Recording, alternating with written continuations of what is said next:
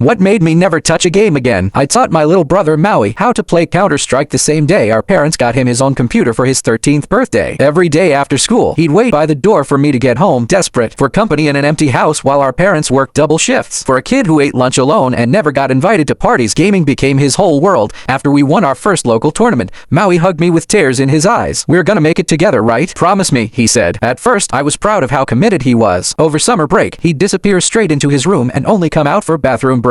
Mom would ruffle his hair when she brought him dinner, smiling, my little pro gamer. Then one afternoon, I knocked on his door to see if he wanted pizza. No answer. I peeked in and saw him slouched at his desk, headset on, surrounded by empty blue Gatorade bottles filled with dark yellow liquid. My stomach turned. "Dude," I said. Maui just shrugged. "Whatever. Bathroom breaks cost me ranked matches. All the Korean pros do this." He pulled up the leaderboard. "See? I'm ahead of you now." I nodded, thinking it meant he was serious about our dream. I placed the pizza on the only clear spot on the floor and left. When I moved out for my IT job, I figured he'd be fine. He had gaming. He had our parents. He'd be okay. I came back at the end of summer, expecting to visit a happy home. Instead, I walked into something out of a nightmare. The first thing I noticed was the thick, sour smell of sweat when I opened his bedroom door. Pizza boxes were stacked like a Jenga tower. Fruit FLIs buzzed around like they owned the place. Maui hadn't showered in weeks. I swear he was still wearing the same shirt he had on the day I left. Mom pulled me aside, tears in her eyes. "He's a monster," she whispered. That night, she finally snapped and pulled the power cord during one of his ranked matches. I heard a loud crash from downstairs. Maui had punched his monitor. "You just cost me my promotion," he screamed. I rushed upstairs and found Mom backed into the hallway wall,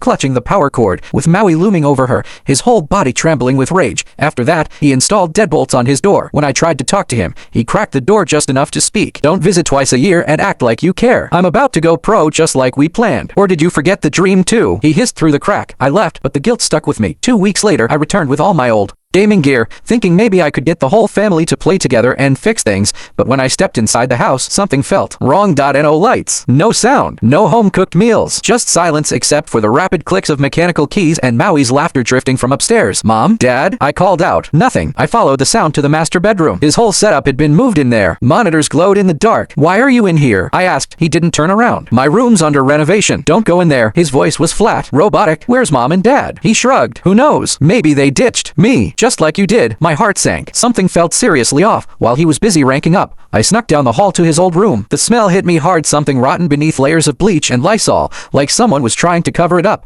I pushed the door open and froze in the corner where our parents' bloated, discolored bodies. I dropped to my knees and vomited. I couldn't breathe. I couldn't think. Then I heard slow breathing behind me. "I told you not to go in there," Maui said, standing in the doorway. He was holding his karambit, the fancy collectible knife I gave him for Christmas. "They kept trying to take my PC right in the middle of a tournament. Can you believe that?" His eyes were empty. "They said I was sick, tried to send me away." He stepped closer. I scrambled backward, knocking over Gatorade bottles. I ran. He grabbed my shirt and we crashed into the master bedroom. I caught myself on his desk, knocking over his monitor and computer tower in the process. "No," he screamed. Maui dropped the knife and lunged for his PC like it was a wounded pet. "My rank, my matches, you ruined everything." He cradled the exposed motherboard, rocking back and forth. Sparks burst from a loose power cable. The wire touched his wet hands and his whole body locked up. I called 911 with trembling fingers, watching my little brother convulse on the floor. Surrounded by shattered pieces of his obsession, paramedics and police arrived. They wrapped the house in yellow tape and recovered our parents' bodies. They'd been dead for a week. Maui survived the electrocution, but the nerve damage left him unable to properly hold a mouse. He's in a psychiatric facility now. Still, writes me letters. "Once my hands heal, we'll finally go pro together," he says. "Brothers forever, right?"